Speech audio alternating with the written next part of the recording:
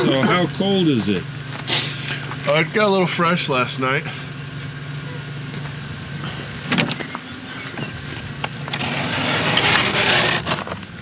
Yeah, a little cool. I think it's a little bit. I put the dog's dish out this morning, gave him some water, and within 10 minutes it had a sheet of ice on it already. A little fresh, but beautiful sunshine.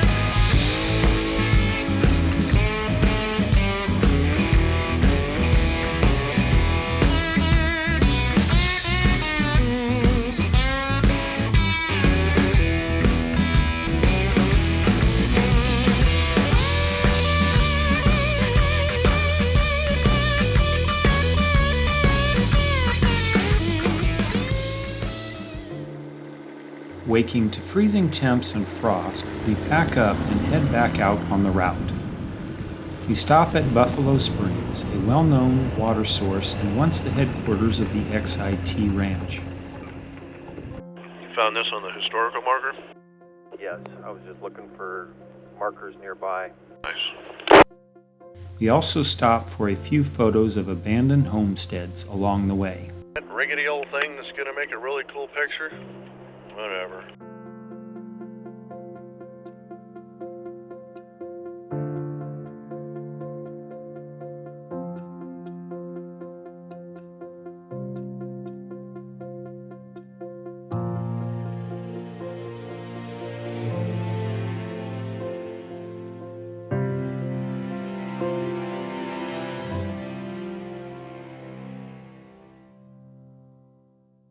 Aerial view's got a big Pac-Man over there on the left. Made for a cool screenshot.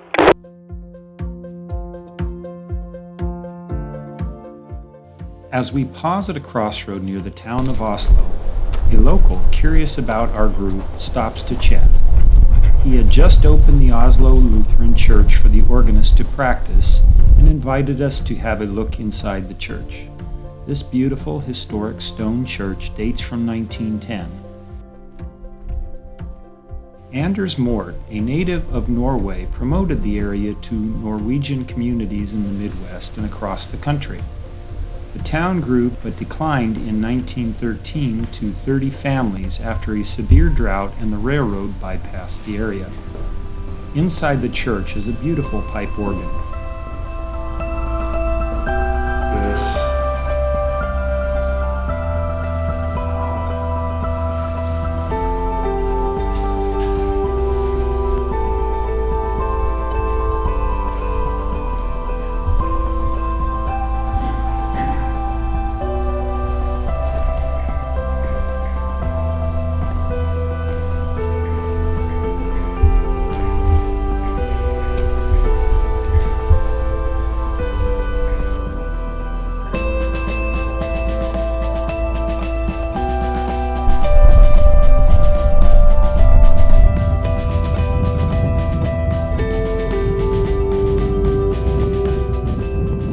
Continuing along the border with Oklahoma, we reach the northeast corner by late afternoon.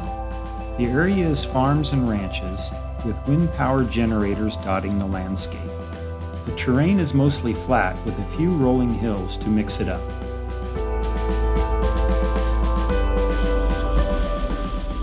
We're going to use this area to make up the lost time, but that's not working out very well, is it? No, not much.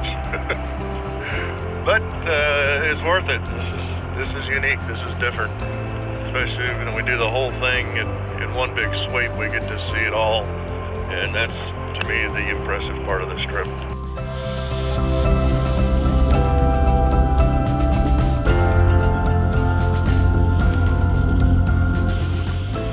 So other people that are on this trip were asked to come play because there's really no expectation of, well, we have to have rock crawling all day. No, we don't. We're just going to enjoy all the sights that we see. Well, our trail leader is running us pretty hard every day, so not a whole lot of time for other stuff. About to quit following him. He's getting me tired.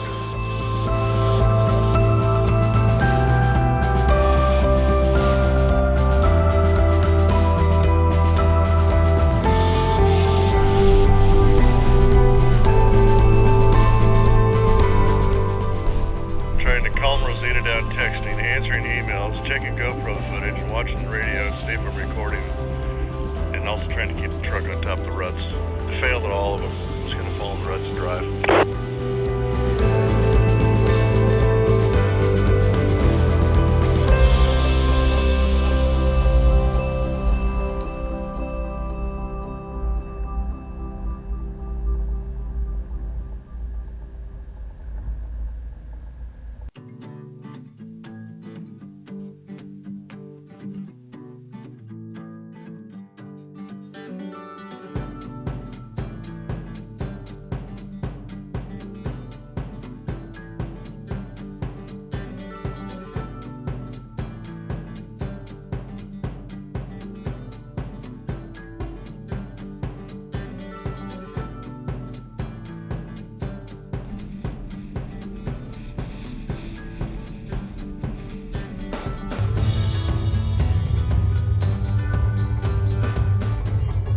Yeah, that's neat. That's big rocks. Right on the border. There it is. That's cool.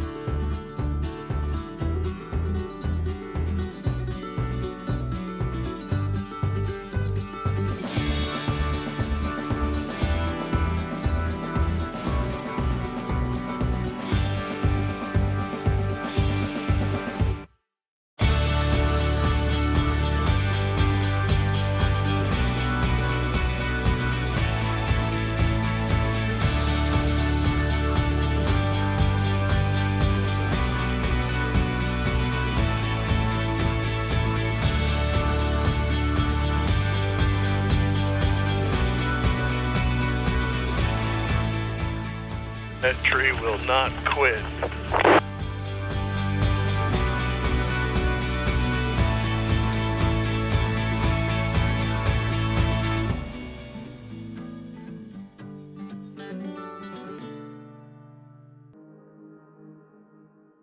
Found what I'm looking for. What does it say? I don't know, it's carved stone. It has been graffitied, but it's here. The northeast corner of the Panhandle is located on private land, so it is not accessible. The witness marker is a stone monument behind a low fence at a crossroad. Continuing south from there, we find a few border benchmarks with an interesting authority. Authority on it wasn't USGS or whatever U.S. General Land Office that we saw yesterday. It had the Supreme Court of the United States, which must have decided this particular part of the border. It turns out that the border in that area had been disputed for 79 years. The border was established in 1850 as the 100-degree meridian, but 9 surveys could not agree on the actual line on the ground until the Supreme Court made the final survey and determination in 1929. From there, we make our way to Lake Marvin in the Black Kettle National Grassland to camp for the night, bypassing a short section of our route that is closer to the border and arriving well after dark. Joint right across the road. That's what I mean, yeah. And then go do the trip, and then we can come back and don't have to do anything till supper. Be done. What are you doing, Lod? Well, It's like you're making a mess. I got stuck in bed this morning. Fight my way out. We had the winch. We had to use the snatch strap to get him out of bed. I'm glad it's heavily rated. Are you still in your jammies? I am in my pajamas. Don't intend on coming out of them unless I have to. I think today's a good down day for a repack. Find my truck. Yeah, repack and readjust. We'll go make some clothes clean this morning. We decide to make today an easy one. We drive into Canadian to do laundry, have lunch, and take a walk along an old wagon bridge across the Canadian River.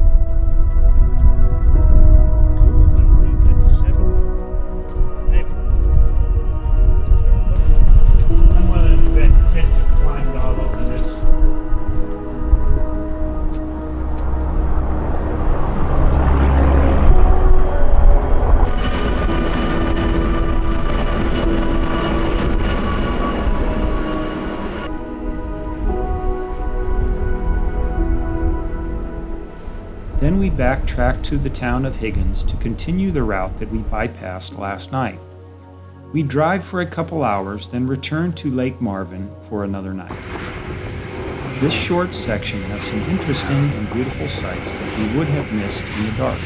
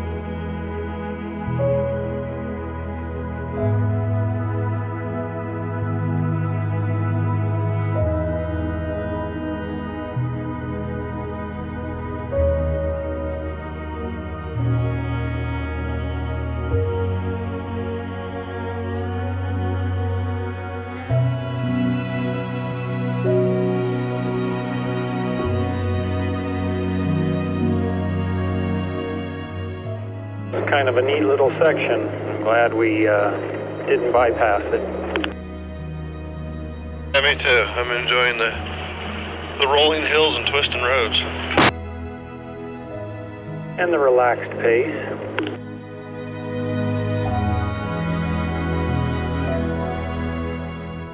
We would have missed a lot coming through in the dark. Yes, true that.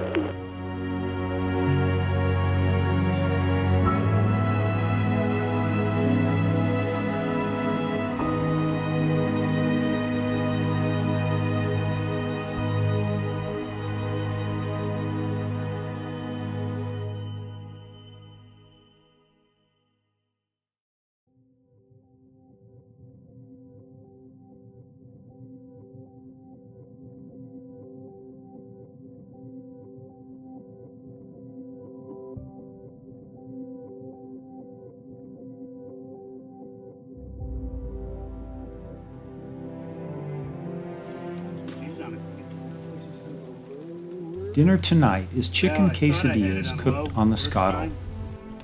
Guess it went out.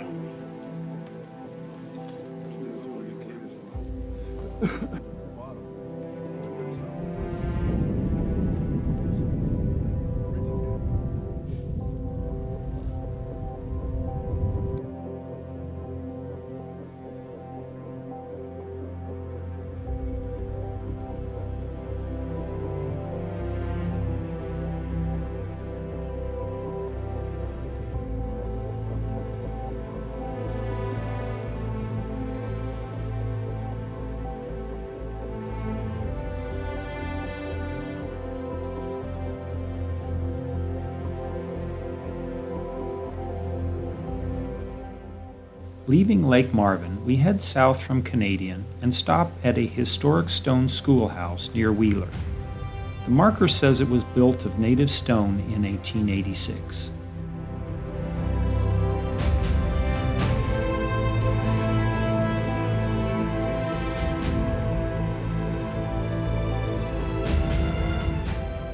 A little bit west of the barn is a marker for a rock school. It says it was built when Indians raided the local apple trees.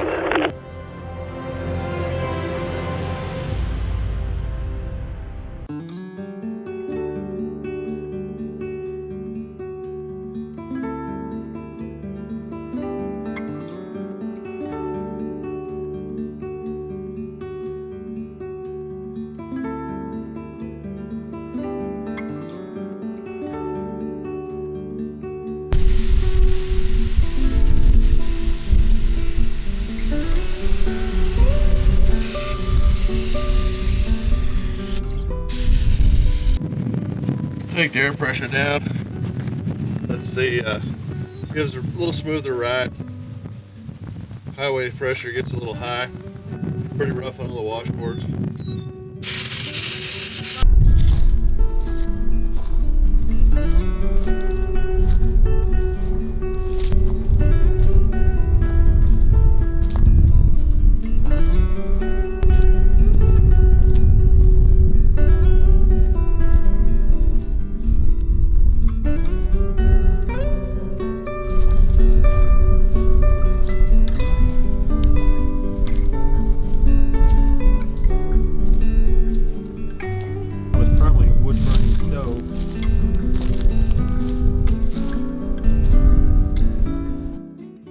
Continuing from there, we drive through Shamrock, where we stop at a historic gas station on Old Route 66. The Conoco Tower station was featured in the movie Cars.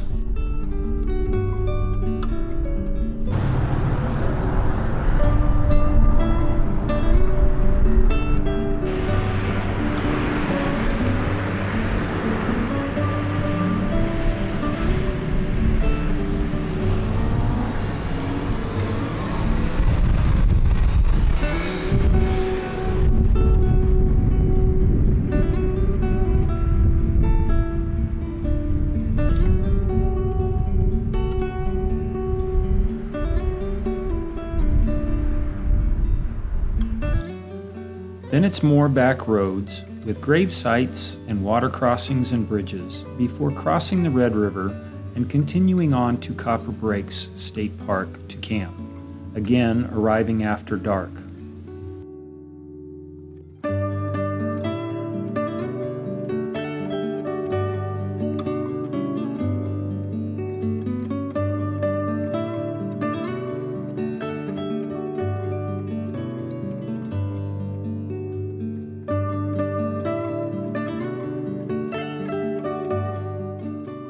There's looks like a gravestone there, marker of some point. I'm going to stop.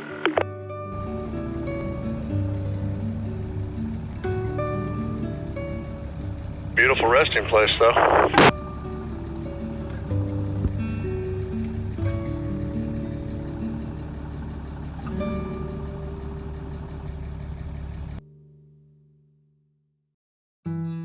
Traffic on the road, oncoming. Copy, oncoming. Local traffic.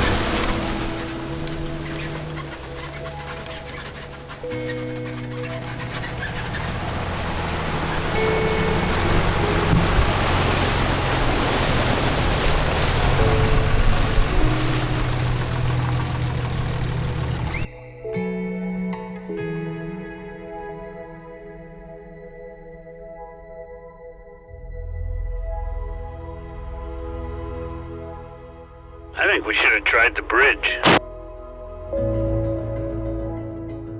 You are more than welcome to try, and I'd be happy to film you doing it. Let's go, Lord. I'll follow you.